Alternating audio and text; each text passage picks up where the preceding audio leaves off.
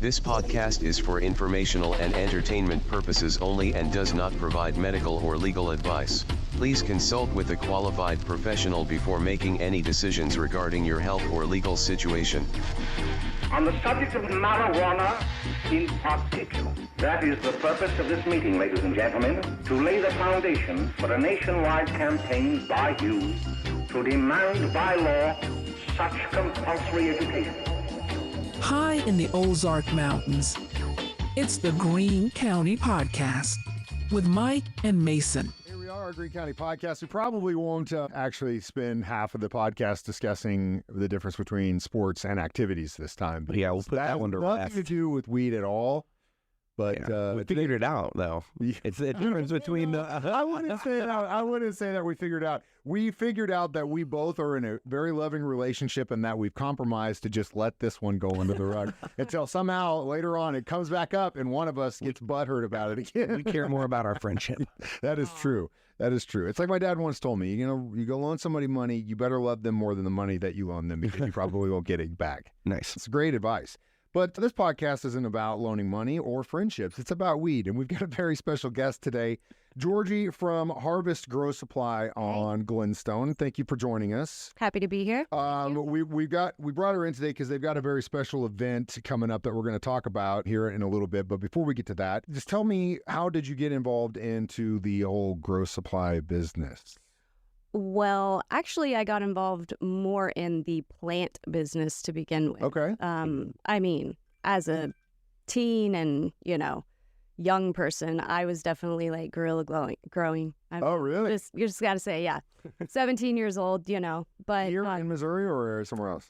Yes, if I can say that. Yeah, it's legal now. What are we going to do? Right. It's not like they're go going back on it. What'd you do 20 years ago? We're going to come out to you. Park rangers outside waiting for you. Yeah, it's not. One person would have their backpack full of 2-liter bottles of water, and the other person would keep watch, make sure that no cops or anybody would come and, trek out to the woods and water the plants and, Look, okay, now this is great because now we got a whole topic to discuss on this podcast. Mm-hmm. So this was outside then? It was, yeah. Well, at first. Yes, at first. How big? How many plants? I mean, we were teenagers, so a couple. It wasn't like a field full of of plants. Yeah. And you can't, and there's a line too, at a certain point, it's going to get too much attention. So I feel you. That's cool. The one I did that was under the table back in the day, we screwed it up because we had one of those really awesome, metal fridge with the latch. Remember those things from the 50s, right? So we converted that thing into, we drilled a hole, we had air and something. The only problem is you could not shut that door. If you shut the door, the lights would cook the plant, and someone eventually shut the door while it was in flower. And then we decided that it was a little too crazy. We could not cover the smell. There was nothing we could do. So then we didn't really have anywhere access outside that we felt comfortable trying that, where we could get to on a regular basis. No one would screw with it, That's part of the reason of outdoor growing, especially I wish that we had the option to do it in Missouri because I would probably do both. I'd probably have indoor and outdoor. Right. But the problem with that is at a certain time of the year, you got this giant bush in your backyard and any old Tom, Dick, or Harry could just literally say, what's going on with that? Chop it, walk. You know what I mean? So that inevitably is part of the problem of being outside, plus the elements and all that stuff. So for sure. You were illegally growing pot in your backyard, and what you learned for that led you into this career that you have, right? Yes. Well, in a way, I've just always loved plants in general, all plants, and I went to OTC for plant science, got my associates in plant science. Worked at hydroponics greenhouse for 3 years and other greenhouses and just all jobs that had to do with plants, basically. That's cool. Wow. And then I, filled out an application for Harvest. Basically, that's how it happened. That's awesome. I personally tried a bunch of gardens. I lived in Roundtree for a number of years. I now live in Phelps Grove, and I could not. It wasn't that I couldn't make things grow. It's just that the squirrel and rabbit population in those two neighborhoods are so insane that you legit have to have a greenhouse if you want anything to grow outside because they will destroy it at any stage. You can chicken wire that thing. It don't matter. They'll break into it. Yeah. It's insane. So I gave up on it until it became legal, and I was like one of the first 1,000 in the state to get my license, and then I had to relearn. But yeah, it's a great hobby. It's a cool thing to learn. It's not too terribly difficult. I always say that, lights are literally 80% of what you do. Like you can literally, genetics, of course, are a big part. Your medium's a big part, but the lights are so crucial to lights and environment. The environment actually is, I think, number one, environment. Yeah. And lights are included in that, but man, if your humidity, your temperature is off, everything's everything's yeah. I know, especially if you're doing hydroponics. You've dealt with that in the cold months. Oh man, yeah. I had to move my grow tent from my garage inside in my spare bedroom. It can be a challenge. You got to get creative sometimes. I have a lucky situation. I have a caved out basement that was dug, so it literally is like 70 all year round. All my HVAC stuff's down there. No water, humidity stays. I have actually a dehumidifier that I run in the summer sometimes because it gets too humid. I was going to say basements usually. But that's about it. And I only run it probably 4 or 5 months a year because I don't have to the rest of the time. Yeah, so I'm lucky in that regard. And I mean, again, I say that in everyone's situation's different, but I mean, really, you only need like a 2x4 space to pull it off if you really want to. You don't have to think like, I'm trying to get this massive haul. Just one plant can offset your cost if you're, and it's a cool hobby. Yeah. Absolutely. Which is awesome. I will say people that come into the store, though, they're like, I just want like a 2x4 or a 3x3, something that I can, start small. They inevitably come in and are like, man, I wish I would have started a little bit bigger because that's true. That's so true. Literally not the one. When I bought my 5x4, he actually goes, you're going to want bigger. I was like, dude, I cannot, this is literally all I can fit. Mm-hmm. I want bigger, yes. Mm-hmm. It's not possible. Right. I can't. So that I get what you're saying, and you're right. I mean, but again, if you do that, you have 2 tents. You could have a mother tent. You can have your dry tent. You can have your clone tent. You can use that small one for whatever you want.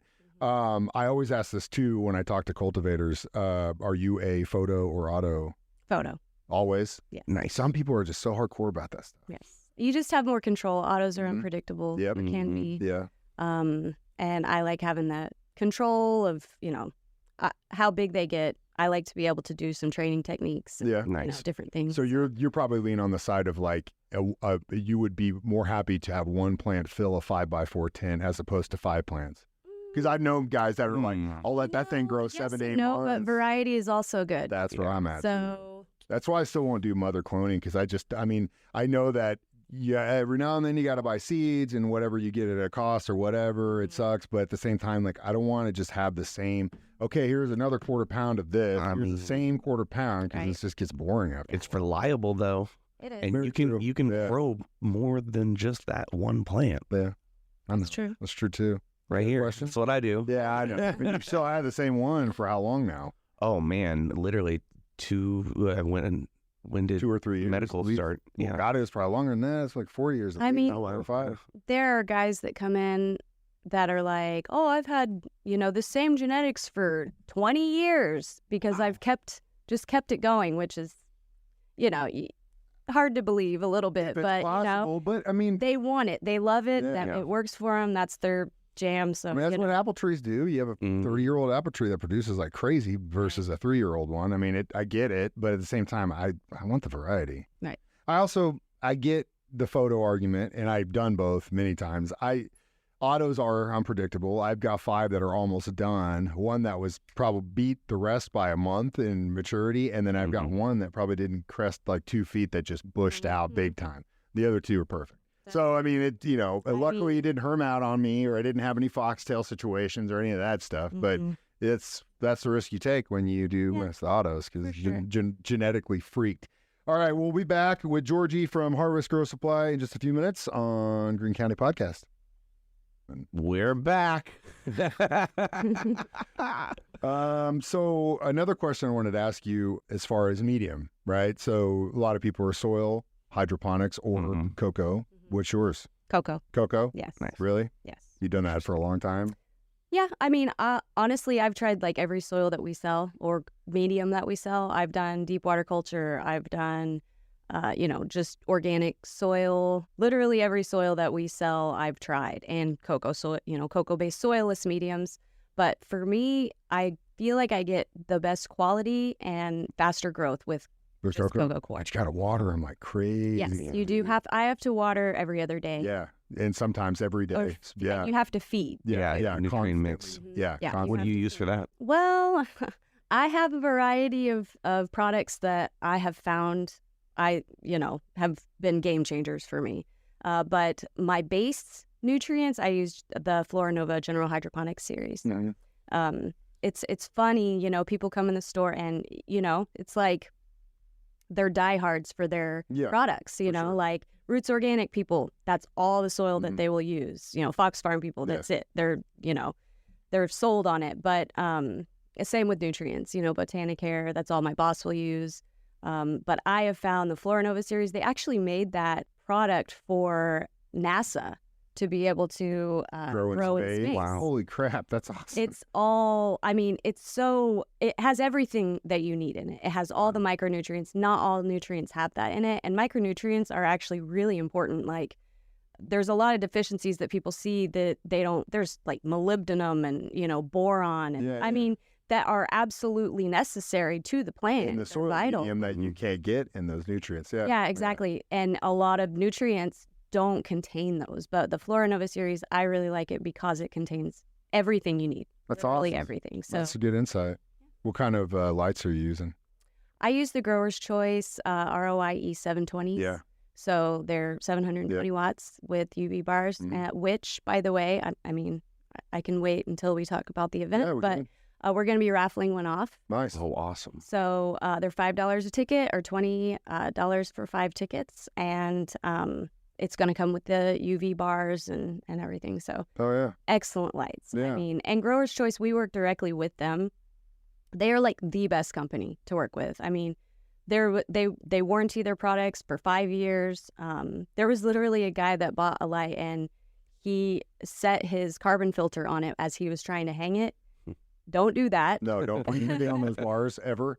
Especially a heavy carbon filter. I did. Why would you put anything on glass? And it broke it in two. Yeah, of course. And they warrantied it for him. Damn. Even though that was totally his fault. Yeah. Well, God, they are like company. really good company. Yeah. Well, when we get back from our break, we're going to join Jorgie one more time and talk about Harvest Grow Supply's Customer Appreciation Day coming up in just a few minutes.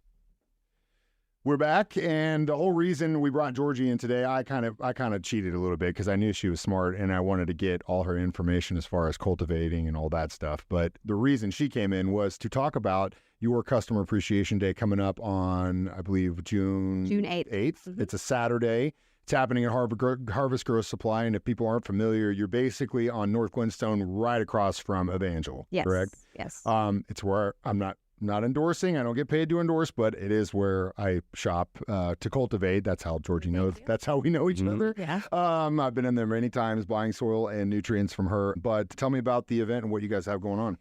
Yeah, so the event is from 11 to 5, and we're going to have a lot of vendors there, some product vendors, but really a lot of local, just business vendors, as far as the Treehouse Lounge is going to be there. Nice. Awesome. I don't know if you've the Home Growers Hub. Yep.